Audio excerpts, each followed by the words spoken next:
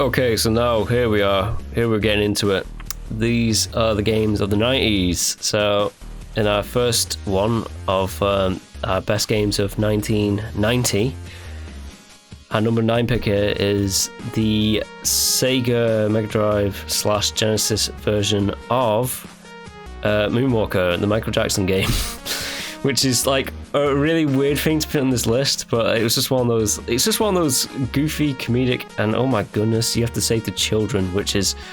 Okay, let's talk more about the game. It's basically just artsy fartsy. You're Michael Jackson. You walk around. You do weird poses, as you can see right there. You have sparkles. You shoot them out your legs, your hands, and stuff like that, and. Yeah, it's slightly disturbing. You have to save the children, as I said before, and it's one of these games that's kind of like a joke to me.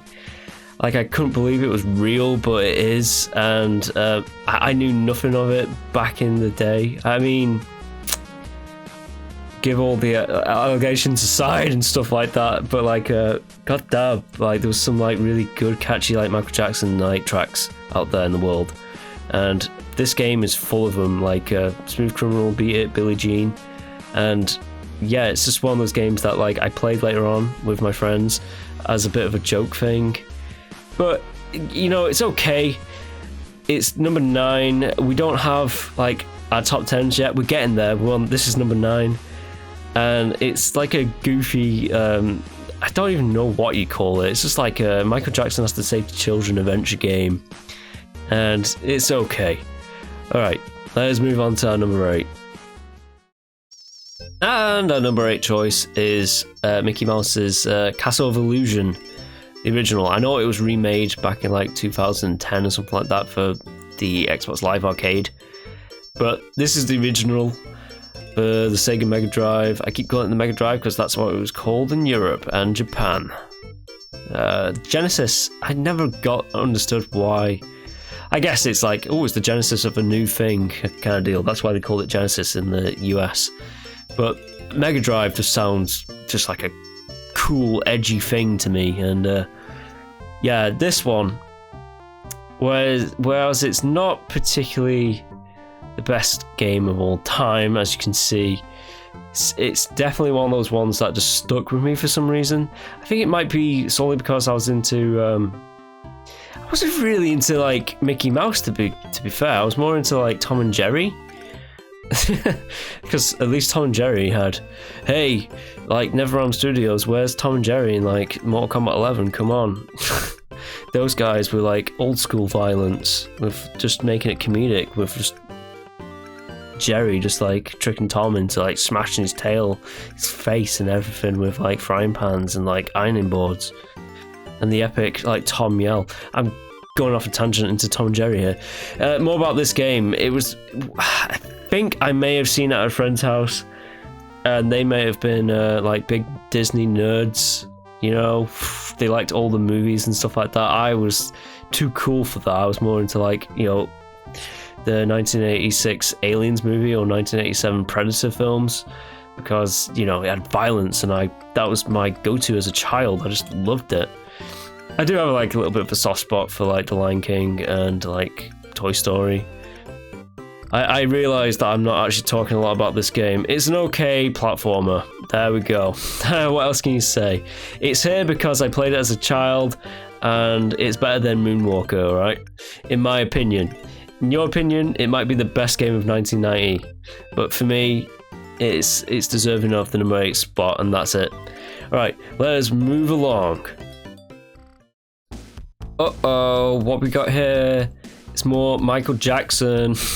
Michael Jackson's Moonwalker, but this time it is the arcade version of it, which is an isometric kind of like shooter, which is completely different from the Mega Drive one. And it's completely bizarre and bonkers and crazy. You have to fight this guy called Mr. Bad. You still have to save the children, which is... well, let's not get into it. There's Mojo the monkey, or is he called Bubbles? Mojo's from Powerpuff Girls, isn't he? Yeah. Oh yeah, you collect the monkey, you become the metal Michael Jackson for whatever reason. I don't know what's going on here. There was something about, I think Michael Jackson was just, he was a big fan of like video games and like horror movies and stuff like that. He just wanted to branch out. So they made a game about him. And here it is for all of you to see. Now, I like it more than the... that Michael Jackson, my goodness. I like it more than the Sega Mega Drive version. Solely because this one is just bonkers, and it's actually a pretty alright like arcade game, you know. It is another one of those ones that I played, I think, back in 2000 and... Jeez Louise, how far back are we going here? Where did I play this?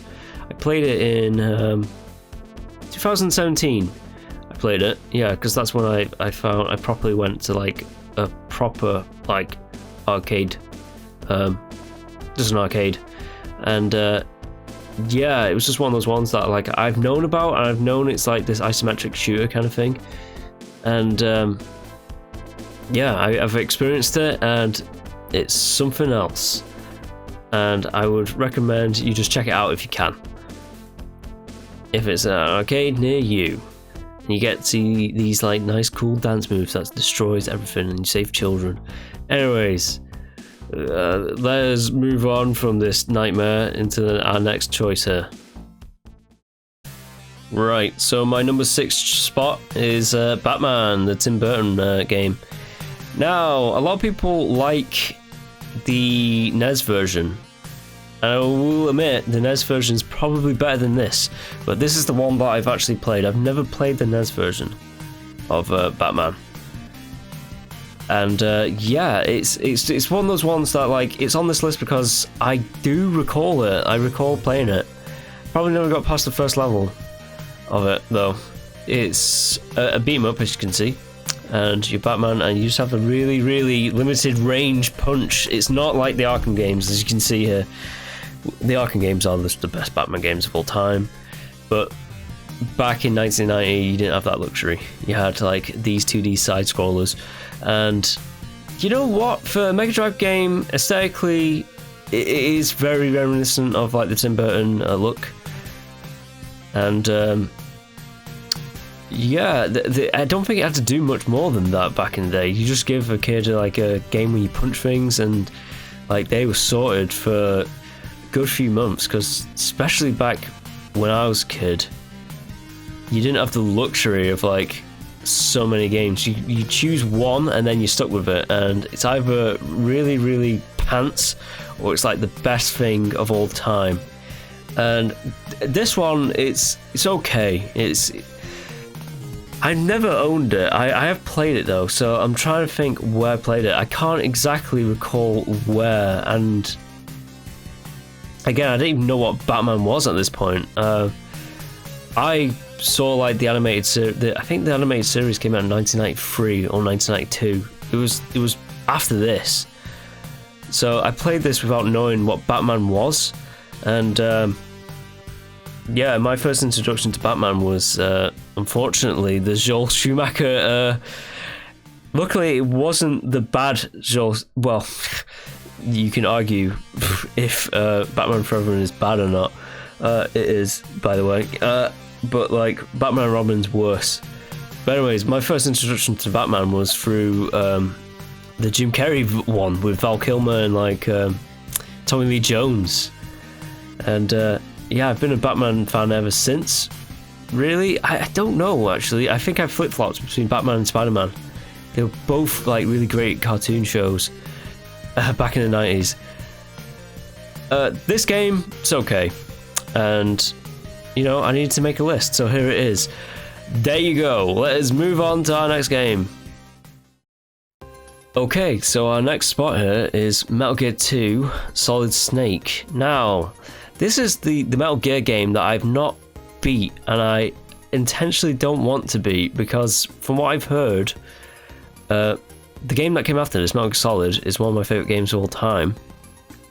And apparently, Metal Gear Solid is kind of just a 3D remake of this one. So, Metal Gear 2 Solid Snake has a lot of similarities. So you have the Soliton radar there in the top right corner. You have the alert phases, you have like the crawl, the hit walls and stuff like that. Everything from the original Metal Gear Solid, or what's going to be in Metal Gear Solid 1. And yeah, apparently like some of the bosses and stuff like that are the exact same. I think like you have a ninja, you have... from what people have told me, it is kind of very, very similar. And am I going to go into alert phase here? I'm not. I've just killed an enemy by punching them. Another reason why I can't play this one is the music, bizarrely enough. So, a little bit of backstory. Metal Gear 2 Solid Snake is the sequel to Metal Gear. It came out on the MSX2 computer. So, this one didn't have like a NES port or anything like that. It was just straightly for that machine. And I'm not sure if that machine was like... I think it might have been popular in Japan, but it wasn't like really like a big thing in... I don't think it was like a big thing in the US or Europe. And yeah, so this one is like one of those games that like I think a lot of fans of like the Metal Gear Solid series from Western countries played it a lot later on from when it came out. So obviously this came out in 1990, and yeah, I didn't play it then. I played it later down the line, and it's just one of those ones that I'm not keen on like actually being it, because my memory of Metal Gear Solid is just so perfect. I don't want to tarnish it. I know that sounds a bit bizarre, because like, how can you tarnish it? You still have that memory. But it's just one of those things that I just want to keep Metal Gear Solid 1 pure. This one is here because it is just good, another Kojima game that's a Metal Gear game, and it has all the stuff from Metal Gear Solid in it, like all the stealth action, stuff like that. Albeit it is like a 2D platformer. It's in a 2D style. Anyways, that's enough of Metal Gear 2. Let us move onwards. F-Zero. So this is the beginning of the Super Nintendo, the SNES, and like this is it's not exactly a Mario Kart, because Mario Kart came after this game, but it's kind of like almost prototype Mario Kart. It's using those what is it called? There's a certain like name of like the processing that was going on with the SNES. Not Vector. I can't remember the name. Oh, I think it was called like Mode 7. It was like some kind of like graphics chip or something like that. I don't know. Mode 7 graphics. It made this kind of like 3D, 2D-ish like kind of style that you can see here. But F-Zero is a very fast-paced racer game where you are Captain Falcon or Falco or whatever, who cares. Anyways, it's a very fast-paced racer game. It is the first of the SNES games. I think I've played less of the SNES than I have the NES. No, that's not true. The truth is, I have actually played a bit of the SNES when I was a kid at like friends' houses, because I had the Sega stuff. Actually, no, that's not true. My friend was lucky enough to have a sister who had the SNES, and he had the Sega, so he got best of both worlds. Lucky bugger. Anyways, yeah. F-Zero, very fast-paced racer game. There's not many on my list of like racing games, but like this one's, it's okay for like a launch title for that system. And I am running out of things to say about it. You race, that's it. You go up to high speeds and you do laps. You come first place, you win. That's how it goes. All right, let us move along to the next game. Okay, so here you can see it. It's our number 3 slot, and it is the arcade version of Aliens. Now, this one was made by Konami, of all people. You've got Konami making a good game? Ooh. No, it is a good first like Aliens game. There's been like a load of like Alien and Aliens games from that franchise. More so from like the second movie. The second movie basically made it. The second movie was a huge movie box office hit, and then when that happens, there's always going to be like video games that are made of that franchise. It's just an inevitable thing. It happens. Now, this one is another like 2D side-scroller shooter, even though you get to go into these kind of like unique sections here. And it's based on the second movie, as the name suggests, of just Aliens Arcade. And you just have to kill them all, you know? What better story is told than that? You are the US military with guns, shoot them. That's how it usually goes. But yeah, I mean, these Xenos, they put up like a tough fight as well. It's very bright and colourful. I thought the colour, like, I wanted it to look more like the movie. And this is one of those games that I actually did play back in the 90s as a kid. I was spoilt with a game that came after this called Aliens vs Predator, just the arcade version of that was made by Capcom. And then I played this one afterwards. And this one, I just felt it was a bit more like, I don't know, babyish with like the color palette of like the aliens. Like you have like bright purple, blue, and like red aliens. It's like the xenomorph, because I was a kid and I was like really into like continuity and detail and stuff like that. And to me, like the color palette of this game ruined it a little bit. It was just the fact that like, no, the xenomorph is just like a jet black alien design. And it's like the most dangerous thing ever. What are you doing, like making it all these multicolours and stuff like that?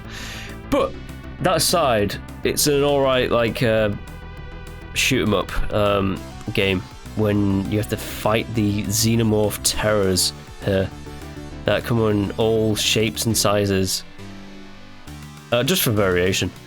And that's pretty much all I got to say about it. It's just one of those ones where it's super difficult. For me it is, for other people it might not be, but like it's back when arcade games were made super difficult just to take all of your money away. And yeah, it's just one of those ones that I remember fondly from back in the day, because I was super into super into the Aliens games back in the day.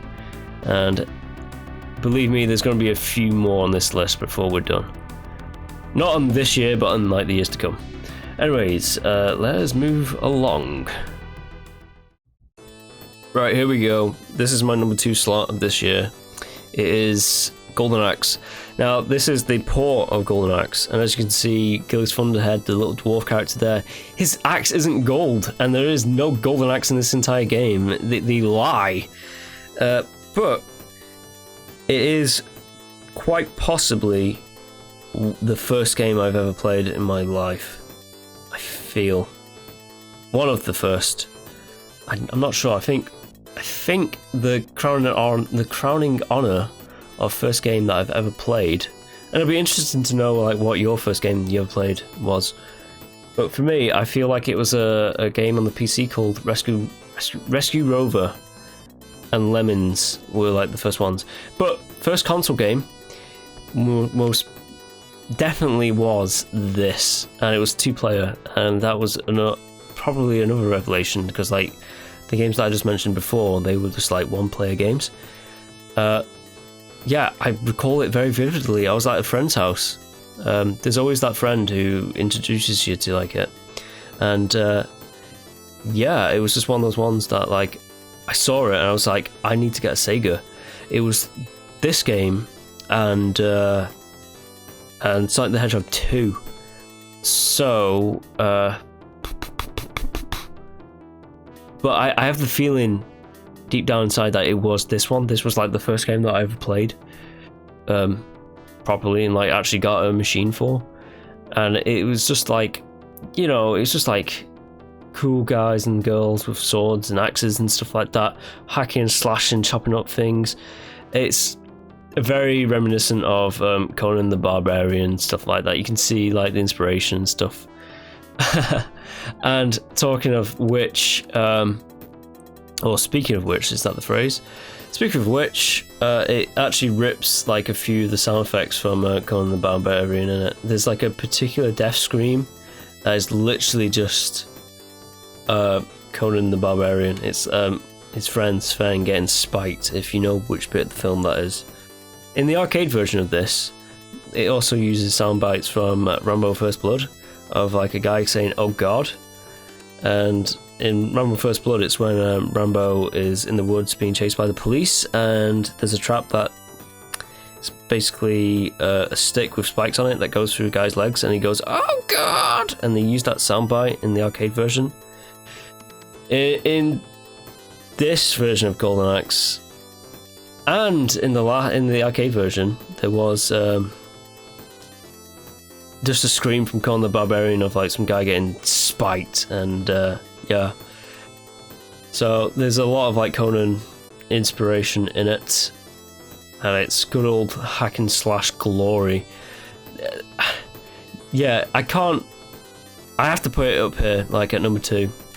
There is a game that is better in my opinion, but like just for its significance of this one, it got me into games, along with like Sonic the Hedgehog 2. And yeah, my life has been forever changed by it, let's say. For the better, I might add. I do absolutely love like this medium of entertainment.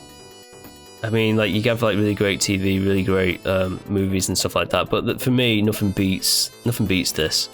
It's just like the perfect art form, in my opinion. Anyways, that was my number 2 pick, and I am going to move along to our number 1. So my number 1 pick here is Super Mario World. I had to pick it. It was one of those games that I didn't actually play really that much at the start of my life, or back in like the 90s. So like I officially completed it like in 2019, stuff like that, I think. And by officially, I mean unofficially, I had to cheat it because it got to a point where it was too hard. It was too difficult for me. I couldn't beat it. But it's one of those ones that I just had to put up at number. It was either this or Golden Axe, and for me, it's this one. I like this Mario. Bold claim here. I'm gonna say this is my favorite Mario, like 2D Mario game out of all of them. A lot of people like Super Mario Bros. 3. For me, it was this one. It was like another one of those early vivid memories that I had of going around to like a friend's house back when I was in like I don't even know what you call it in America. I think you call it elementary school. Over here it's like primary school. So like when I was very young, like 6, 7, that age, and yeah, it was just I just recall it because it was my friend's sister. She had a Super Nintendo, and yeah, it's just one of those things that's just stuck with me. Of just like the thing that stuck with me the most is just the coin collecting, of just the sound effects of like the coins being collected, and I believe that has the same effect as like Sonic the Hedgehog, right? You get like 100 coins, you get a life. I think that's the deal. And yeah, I just recall that SNES. Although personally, I think a lot of people praise the SNES's like sound chip and stuff like that, and it is good. But like, I just prefer the sound of the Mega Drive. It's just a bit more guttural and more like I don't even know what you would say. What would you call it? What I'm trying to say is like the SNES had a completely different vibe, different controller. The controller, I will admit, is better than the Sega Genesis. The original Sega Genesis. I know that like they made an advanced controller later on, but that is nothing in comparison to like the SNES controller. It had like the left right buttons. It had the. I'm talking about the European / Japanese version of this one, by the way. So the one that was the Super Famicom. I think the US design of the Super Nintendo is ugly with that purple. It just doesn't look as nice as like as the European version, in my opinion. Anyways, more about the SNES in this game. Yeah, I just recall it. as a child, and I was just like, oh, I want to have that. But like my mum she was good, by the way, by this, of just like saying you can only choose one. You can't choose everything, and that is like true in life. I say that now when I've just decided to get every single games console that I missed out on as a kid. Anyways, like this, it's just imprinted in my memory, and having recently played it and being a Mario fan myself, like later on in life, it's really good, and I can't take that away from it. So this game has to be number one. For me, it's my favourite 2D Mario game out of all of them. But bear in mind, I didn't grow up with these games really. Like, I saw them in passing, and it was only like later in life that I've actually went back through them and like beaten a few of them. And again, when I say by beating, I mean I've cheated my way through them because like I found it difficult. I don't plan on doing that with like the 3D ones, because like I can complete like Galaxy and stuff like that very easily peasy. Not 100%, mind you. Oh yeah, I forgot. That was a big thing about Mario World. He had Yoshi. Yoshi. You tell me in the comments how to pronounce it. Yeah, I can't really say much more about it other than like it's imprinted in my mind from my childhood, and it was one of those things that I was like, I want to play that game, but I couldn't get it because my mother, she wouldn't allow me to get 2 games machines. It was like, you choose one and you stick with that one, and I'm like, okay. But bear in mind, like, I have played a lot more Sega Mega Drive games than